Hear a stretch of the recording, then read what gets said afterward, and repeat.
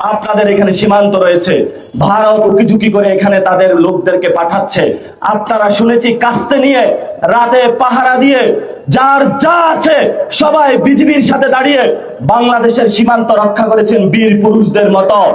আপনাদের মতন বীর পুরুষ যতদিন বাংলাদেশে থাকবে ততদিন এই ডিসেম্বর অক্টোবরে যে শেখ হাসিনা গেলে বাংলাদেশে আসবে, শেখ হাসিনারও আশা হবে না, মুজিরও আশা হবে না।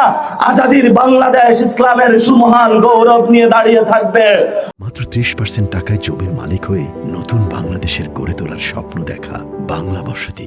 আমাদের বাংলাদেশের যে মসজিদের শহর, সেই মসজিদ গুলো দাঁড়িয়ে থাকবে, যেই মন্দির আছে সেই মন্দির দাঁড়িয়ে থাকবে, যে বাংলাদেশের তরুণ যুবা সবাই আজাদির স্বপ্ন নিয়ে বেঁচে থাকবে। এই যুদ্ধতে কেউ যদি আসে কঠিন লড়াই হবে, আজাদির লড়াই চলবে।